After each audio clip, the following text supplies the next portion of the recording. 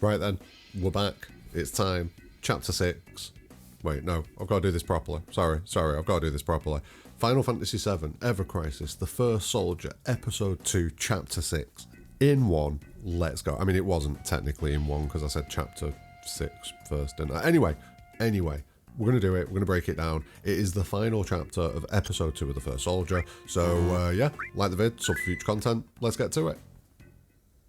Now, in the previous chapter, we had all of the reinforcement of Sephiroth needing this sword, possibly some memories being altered. We had Angeal showing us again why he was able to resist against this, and that's because of his upbringing and the relationship with his father and the hopes and dreams, and maybe the Buster Sword in general, because in the same way that Masamune filled the Masamune with the essence of Jenova and seemingly not very nice things, maybe Angeal's dad did the same with the Buster Sword, filled it with love, filled it with hope, filled it with dreams, honour, all that sort of stuff. So that was kind of the focus on the previous episode, and we got to the end of it, and Sephiroth was deemed worthy by the sword. And we pick up in Chapter 6 with him heading to, go get his sword. That's where we're at. He's going to go get the sword.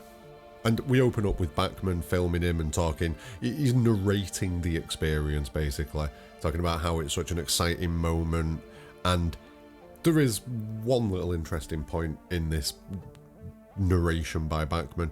And it's where he says, "It's probably because the spirits told me, but I felt I was about to record the moment the world changed." And if you think back to the previous chapter, what happens? Alissa stops Angeal and says, "I feel like when Sephiroth gets his hand on this sword, the world is going to change." So this is definitely the message that's being put out by all these Jenova corrupted spirits and things like that in the area, that once Sephiroth gets this sword, shit's gonna go down, kids. And, they're not wrong. They're not wrong, let's be honest, they're not wrong. Anyway, Sephiroth walks up to the petrified body of Masamune, reaches out, grabs the sword, boom. Sephiroth has got the sword, and it shows us instantly how it grows based on the user's potential or the user's desires. He can determine the length of the sword, which is, a nice interesting bit of lore that we've had from this overall episode of The First Soldier, and it explains why the sword is how it is in latter stages, when he's big boy Sephiroth, when he's all grown up and he can handle that shit.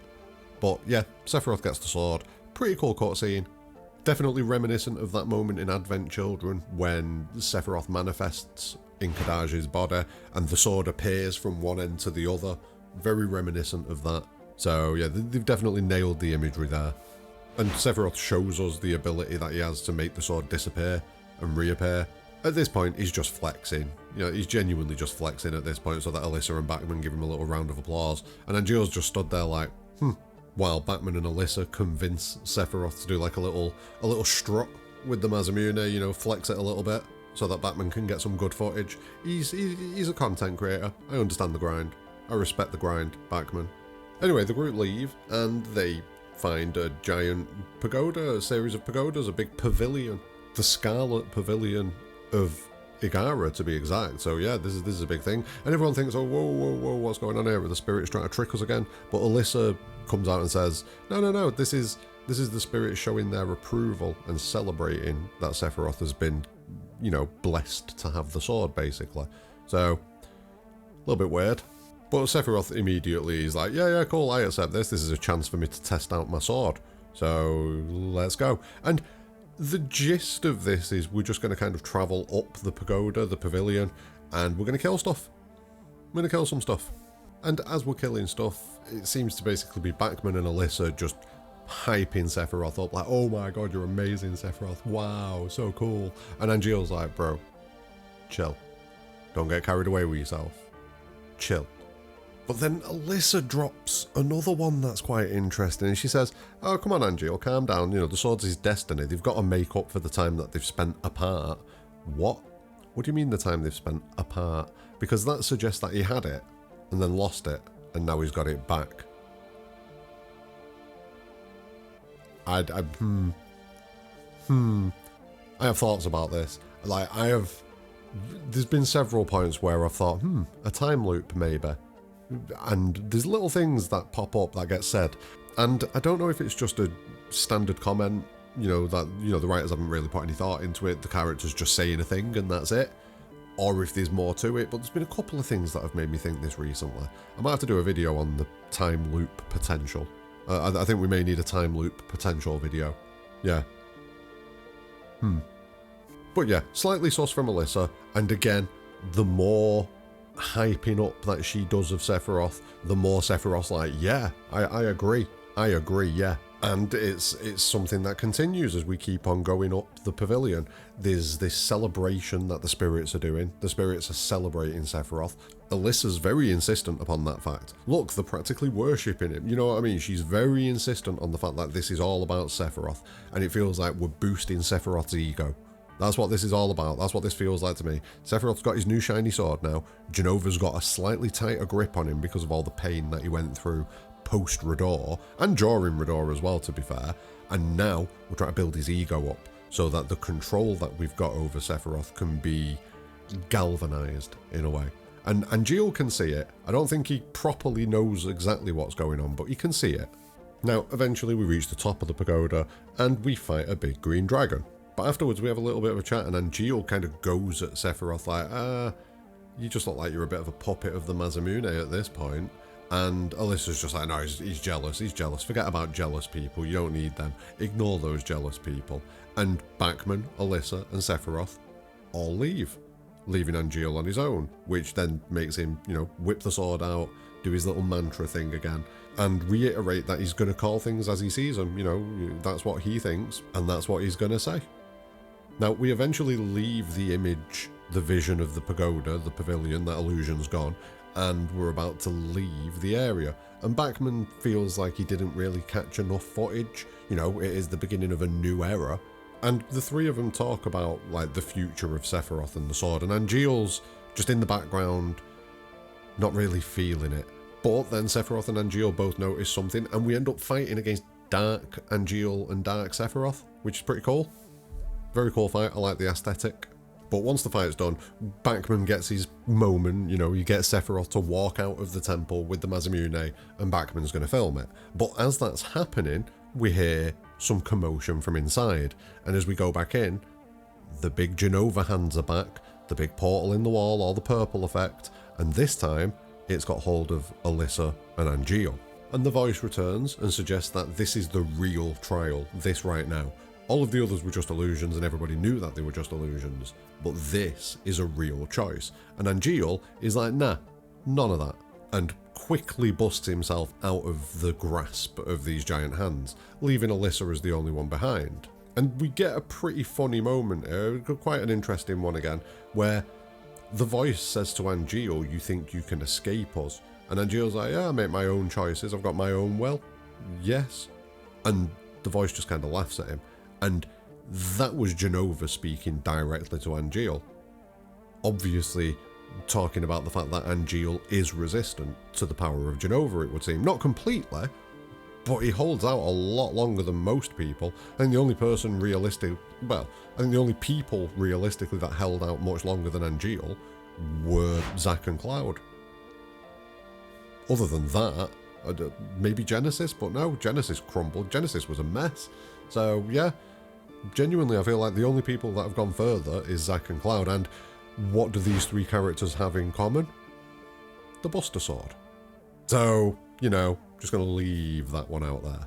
But yeah, Alyssa's clearly in trouble, and Alissa then kind of outs everything to us and says, look, Sephiroth, on the first day that I came here, the spirits took control of me and turned me into a monster. Kill me, I don't want to become like the man who made that sword. So I'm not too sure what's happening here, and it'll all make sense in a minute if you don't know what happens in this chapter. If you already know what happens in this chapter, then you already kind of know what's going on. But it will make sense in a minute, this bit. But this feels like the actual Alissa breaking through. Like, bro, come on, just please kill me. Please kill me. Like a final attempt. But it could also be that this is another manipulation of Sephiroth in order to make him kill the image of his mother. I don't know. I'm 50-50 on it. I'm 50-50 on it. But then, as Alissa starts turning into the creature that we're obviously going to fight, the sword turns towards Angeal, and Sephiroth himself says, oh, the sword moved on its own. And Angeal points out that this place is weird, the spirits are in control of everything, if that's what they are at all. And, you know, it's Jenova, come on, we all know that. But in this moment, it seems like Jenova's trying to turn Sephiroth directly against Angeal, and I feel like that might be a bit of a mistake on Jenova's part, because Angeal at this point is like, Sephiroth, conquer the sword, I am not your enemy. And Sephiroth wavers a little bit, and we have a little bit of a moment, but Angeal again reiterates, you are the one that is in charge, not the Masamune.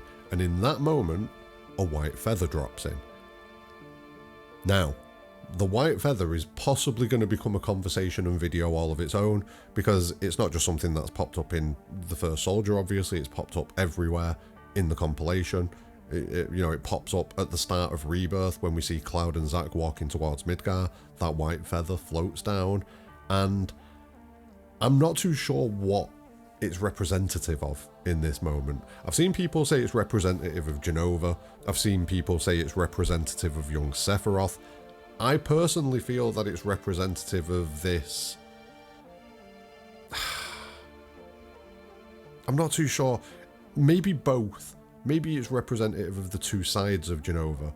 Like, I don't want to go too deep into it now, but I have previously done videos where I have said that basically Jenova is an inert cluster of cells, that it can do some stuff, but generally it comes down to the essence of the person that's controlling it or that's been affected with it, and they can do certain things with Jenova. It'll have its genetic memory, you know, like in the way that newborn babies and like baby animals and stuff like that know what to do. It's got that inbuilt genetic memory, so it does know what it is and what its intentions and what its goals are, what it needs to do, how it survives. But as far as a psychology and a psyche, I'm not seeing that from Jenova anymore. And I've talked about this before, so I think what this is, the black feathers represent the darker side of Jenova, and the white feathers represent the lighter side of Jenova, which is why in this moment when Angeal is making this heartfelt plea to Sephiroth, like, bro, come on, take control, the white feather kind of appears because it's that positive manifestation, in the same way that at the start of Rebirth, Zack's carrying Cloud to Midgar, and the white feather comes down. And even in the first soldier, young Sephiroth is represented by white feathers, because he's not been corrupted yet. We haven't seen the black feathers yet, I don't think we've seen the black feathers at all in the first soldier, have we? Ooh, I can't remember. Let me know if you remember. I don't think we have. I think it's all been white feather up to this point. But yeah, that's what I think it is. That's what I think the white feather represents. And in this moment, it is this heartfelt plea from Angeal to try and get Sephiroth to take control of the sword and maintain his own individuality and be in control of his own destiny. That's what's manifested it. That's what I think. Let me know in the comments below, because this is a contentious one, and there's potentially a whole video coming about this at some point. But yeah, these pleas from Angeal and the appearance of the feather make Sephiroth ask his mother, basically, and think, what should I do? And that's a problem. We know that that is a problem, but it seems to let him take control over the sword. Anyway, Angeal goes to attack this creature that has appeared, and the sword that he uses is broken. So now, Angeal only has one sword. And Angeal once again shouts at Sephiroth, like, come on, get a hold of yourself. But Alissa is like, my adorable Sephiroth, come here. So Jenova definitely using those memories that we've seen that Sephiroth's been having of Lucretia, or who he thinks to be Jenova. And, you know, we're going to lean into that, and we're going to continue trying to manipulate Sephiroth. This is where we're at now. And, you know, Jenova attacks Sephiroth, takes a few swings at him, beats him back a little bit, and Sephiroth seems to be weak. But then out of nowhere, Angeal jumps in with the Buster Sword and makes the save. And it's a pretty fun moment. It's a pretty fun moment. The Buster Sword and the Masamune fighting on the same side against Jenova. There's conversations to be had there potentially in the future. But Angeal makes the point, you know, Sephiroth, you might be a cyborg, you might be a lab rat boy thing, you might be a propped up fake hero to make Shinra look good, but even you've still got friends. And Sephiroth's like, oh, cheers, mate. No, Sephiroth's quite happy about it. And then we fight Jenova. Alissa Jenova. Jenova Alissa. Janalissa. I'm going to stop. And this is the most top tier Jenova that we've fought so far. It's called Revenant Mother Alissa, which is in itself quite an interesting name. And yeah, it is Jenova. It's just Jenova at this point. So yeah, we're going to beat Jenova up. And at the end of it, all that's left behind is Alissa, and everyone just kind of reminisces about the fact that, oh yeah, she was already a monster when we first met her. Damn, crazy. Let's take the body, and they leave. We get a few scenes with everybody sat outside, and Gio's talking about the sword and how it seems more like a cursed blade than a blessed one, which maybe that's what his sword is, the blessed one, you know? But then Sephiroth's like, let's not tell people about the sword and what it can do, because then they'll take it off me, and I don't want them to do that, so shh, bitches, be quiet. And Gio, agrees to that, as does Bachman. And after a little bit of verbal sparring between Angeal and Sephiroth, the playful stuff, a helicopter turns up. We get on the helicopter, and Angeal starts to review Bachman's footage. And we see what Alissa really looked like all along. And this is something that we said back as soon as we met her, like, she probably doesn't look like that. That's probably a Jenova manipulation, making Alissa look like Lucretia in order to fuck with Sephiroth even more. But I do have one problem with this, and I get it, it would have been a spoiler, but just don't show the scene. That'd probably make the most sense. Basically, we look at this footage and Alissa looks like the actual Alissa Goldie and not like Lucretia. And it makes sense that Sephiroth is the only one that has been seeing this illusory version of Alissa. But why then does she look like that? Like the illusory version of Alissa, I mean, in some of the CGI cutscenes that we've seen from Bachman's perspective where he's filming. So through the lens of the camera, she looks like Lucretia still. That's not right. That doesn't feel like that should be the case.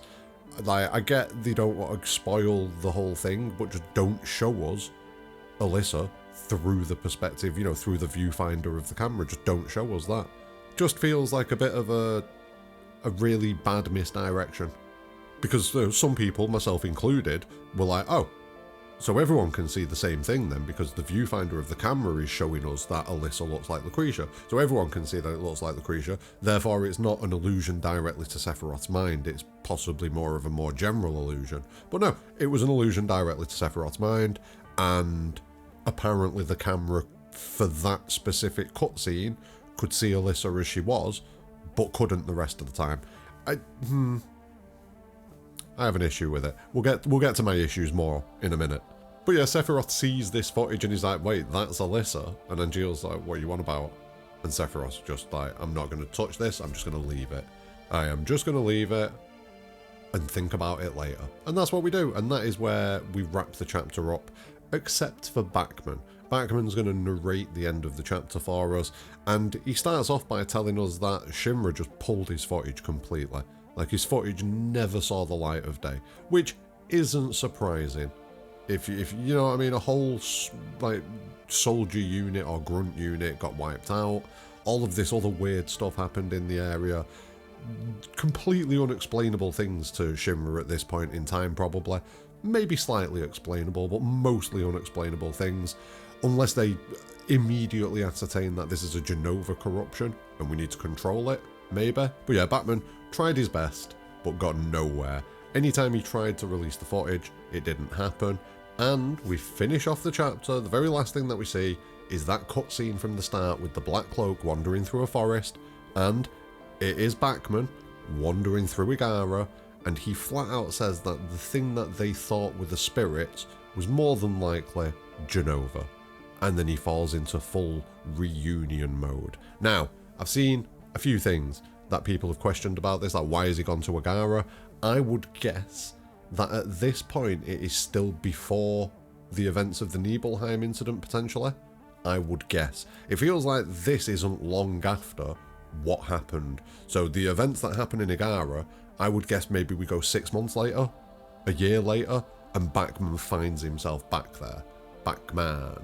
That's what I would expect. It doesn't feel like it's been a massive amount of time, probably. So Bachman then heads back to the Igara Forbidden Zone, and he just black cloaks himself about. And that explains that cutscene. The reunion is him returning to, the source of where he got affected by Jenova. But not only that, other than Jenova's main body, which is under lock and key at the Shinra building, this is probably the highest concentration of Jenova that's out there and exposed in the world. So the reunion potentially pulls him back to it. And a couple of options there. Either it's because it's where he was corrupted, or it's because it's the most abundant source of Jenova that isn't under lock and key, or both. Could very easily be both. And the final thing that happens at the end of this is, well, it's a bit weird. Yeah, it's a bit weird. I think that's the right way to look at it. Basically what we see one of the many depictions of the Nibelheim incident. But this one is very clearly the Advent Children depiction of it. This is Advent Children looking Sephiroth. You know, there's a different look between each of the Sephiroths, obviously, because time has progressed.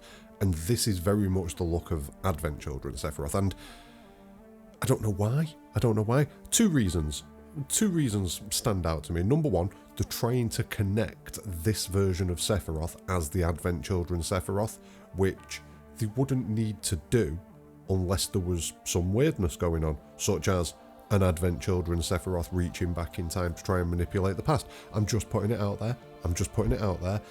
But there is another possibility, and I kind of feel like it is a possibility. I think Ars Omnia was the first one that mentioned this to me, or suggested this. It came up in conversation anyway, and that is that Applebot, the company that make Ever Crisis and the First Soldier, didn't have access to the crispy remake and rebirth renders of the Nibelheim incident, and therefore used the version that they had access to that was that had the highest fidelity, and that is the Advent Children version. I'm 50-50 on that. I don't know how realistic that is, and I'm sure Square Enix would have just gone, yeah, just use it. And that's that. End of. They can use the rebirth ones. So I'm 50-50 on it, but it's a possibility. And, you know, if it is connecting this to Advent Children Sephiroth or something to that effect, then, yeah, it feels like it ties in with this sequel belief that's going on for the Rebirth trilogy, for the remake trilogy. You know, that Sephiroth's reaching back and playing his hand in some way. But at the same time, it could just be nothing. So I just thought we'd touch on it. I do think it's a bit weird and a bit lazy to finish just on that. But I'll talk about that more in a future video, which is coming in the very near future. The very near future video. Anyway. So, yeah. That is the end of the story for episode 2 of The First Soldier. Very much a story of, yes, how Sephiroth gets the Masamune, but more how Sephiroth is dealing with interpersonal relationships and dealing with loss. Because, you know, he lost Glenmat and Lucia, and we'll get back to that very soon in the next video.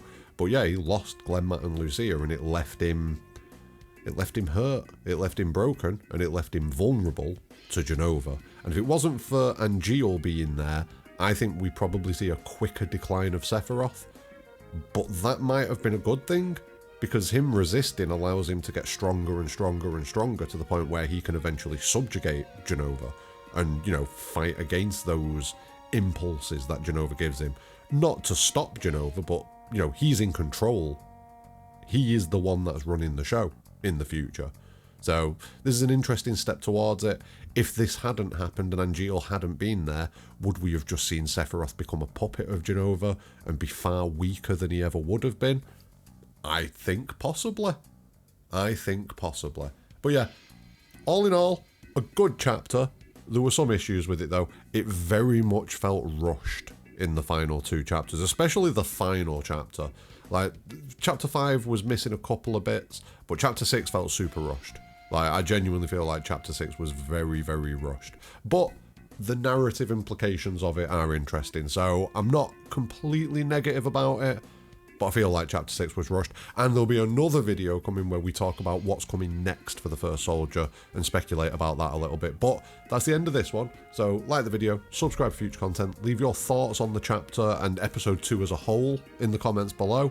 But more importantly than all of that, have a great day.